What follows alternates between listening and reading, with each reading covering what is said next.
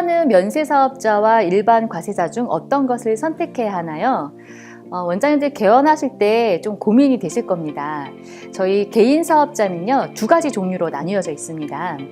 사업장 등록증을 보시면 이렇게 일반 과세자라고 나온 것과 그다음에 부가가치세 면세 사업자, 이렇게 두 가지 저희가 사업자 등록을 받을 수가 있는데요. 이 중 아마 대부분 원장님들은 이 면세 사업자로 아마 되어 있으실 거예요. 예전에는 사실은 뭐 다 면세로 이제 하셨는데 요즘에는 약간 선택이 가능하다고 보시면 되겠습니다. 이 두 가지 차이점은 환자로부터 진료를 하고 부가세를 받느냐 받지 않느냐 이 차이가 있습니다. 사실은 뭐 지금 미용 관련된 피부 성형 이쪽은 전부 다 이제 일반 가세자로 이제 선택이 아니라 당연히 그렇게 하셔야 되지만 저희 보험을 많이 하는 뭐 소아과, 내과 이런 데들은 아직도 다 면세죠. 그래서 이 차이점이 있는 걸 좀 이해하시고 원장님들이 결정을 하시면 되겠습니다.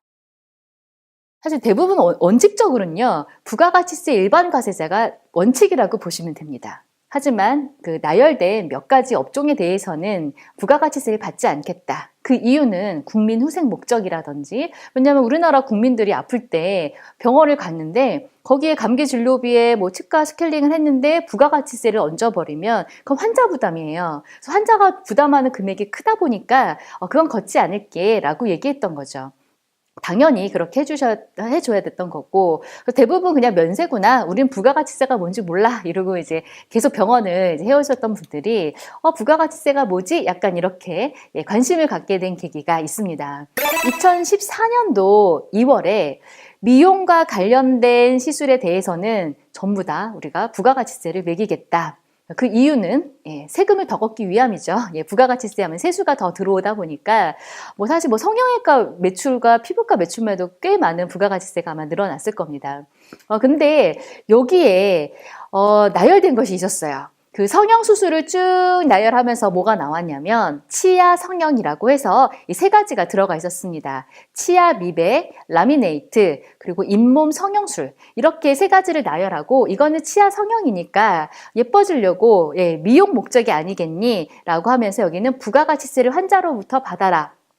30만 원이라면 33만 원을 받아서 이 3만 원의 부가세를 국세청에 따로 내야 되게끔 이렇게 만들어 놓은 거죠. 근데 사실은 이 미용 목적이라 하는데 어떻게 보면 교정 같은 경우도 보시면 예뻐지려고 미용 목적으로 교정하는 분들도 있을 거예요. 근데 여기는 부가가치세를 매기지 않죠. 왜냐하면 나열되어 있지 않기 때문에 거기 교정은 뭐 제외라고 따로 되어 있지 않고요. 그냥 열거되어 있어야만 저희가 여기 부가가치세를 거둘 수가 있습니다. 근데 이 두 가지 차이점이 뭘까요? 일반 과세자와 면세 사업자 이렇게 두 가지가 있을 때 이 차이점은 저희 세무사 입장에서 보거나 국세청 입장에서 볼 때는 뭐가 있냐면 신고의 차이가 있습니다. 부가가치세는요 1년에 두 번이요. 1월 25일, 7월 25일 이렇게 딱 두 번 신고를 하는데 면세 사업자는요 부가가치세 신고 관계없이 그 다음에 2월 10일까지 그때는 조금 세무서 사무실이 이제 조금은 한가한 때인데 2월 10일까지 이렇게 신고를 하도록 해놨습니다. 그래서 좀 신고 시기가 달라요. 대부분 사업자는 부가가치세 사업자이기 때문에 부가가치세 신고 시즌에는 사실은 굉장히 세무서도 그렇고 바쁜 시즌이죠. 사업자 현황 신고할 때는 좀 그렇지 않는다는 점이 있습니다. 신고서를 한번 볼게요. 사업장 현황 신고서입니다. 여기는 면세 사업자라면 누구나 신고를 해야 되는 거죠. 여기 보시면 수익금액 나와 있고요. 수익금액에서 어떤 이제 저희가 치과인지 그리고 뭐 신용카드 매출인지 이런 내용들이 이제 결제 수단별대로 나와 있습니다. 이거는 부가가치세 사업자도 당연히 신고를 하는 내용이고요.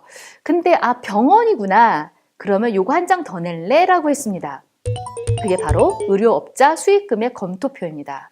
여기는 뭐가 나와 있냐면, 물론 이제 진료실 뭐 이런 것도 이제 면적까지도 내게 되어 있지만, 여기서 중요한 건 비보험이라고 해서 비급여 비율이 얼마인지를 다른 치과들이랑 좀 비교를 해볼 수가 있습니다.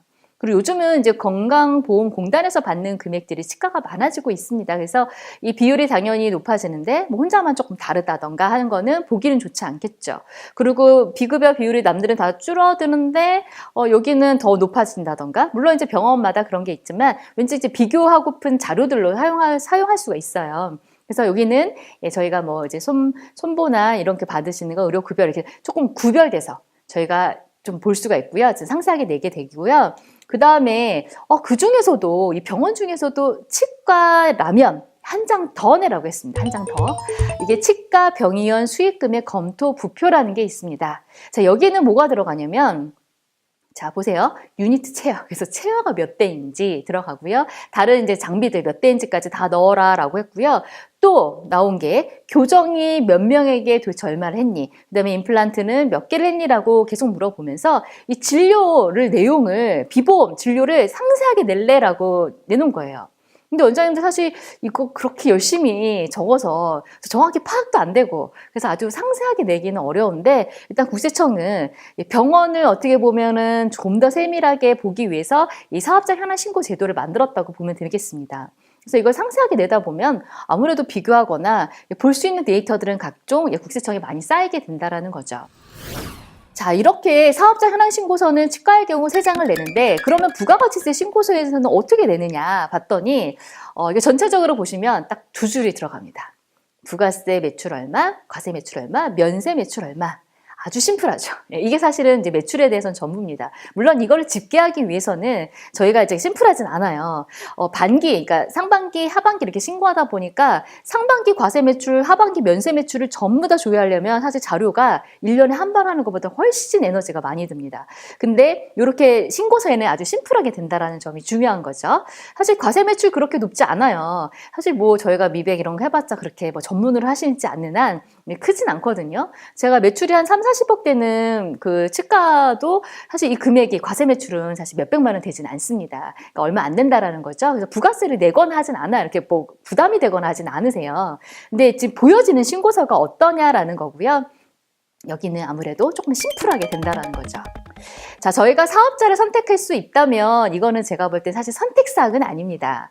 당연히 원칙적으로는 부가세가 과세가 되는 진료를 하시는 게 단 조금이라도 있다면 원칙적으로는 일반 과세자를 하셔야 되는 게 맞아요. 그게 대부분 모든 사업자들이 하는 거고 그렇지만 저희가 이 금액이 굉장히 미미하다 보니까 조금 넣어도 그만 안 넣어도 그만 뭐 이제 세무서 입장에서도 부가세가 좀 있건 없건 내는 부가세가 별로 없으니까 그렇게 신경을 쓰진 않고 있어요.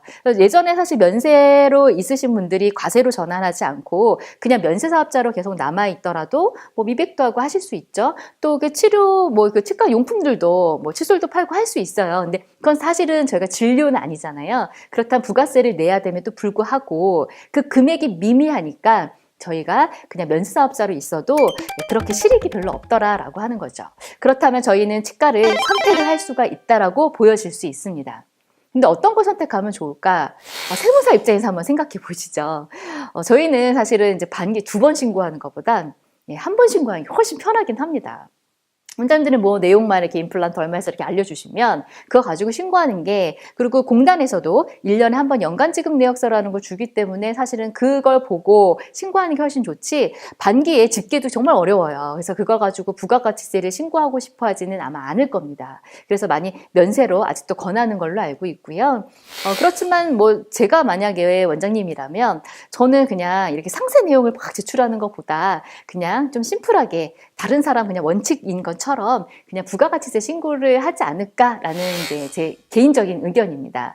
그래서 선택이 아니라 원칙은 있다. 그러고 하나 알아주시고 조금 그걸 무시하고 내가 선택을 할 수 있다면 그럼 원장님들 어차피 선택이시니까요. 뭐 좀 조언을 구해서 하시던 아니면 좀 과세 사업자로 그냥 내셔도 뭐 세무사들이 수용만 해준다면 근데 아마 면세 사업자로 내라고 제가 주변에 그런 분들을 많이 봐서 아마 이게 지금 한의원과 치과 정도가 이렇게 선택이 되는 걸로 알고 있습니다. 왜냐하면 굉장히 조금 과세 부분이 좀 미미해서요.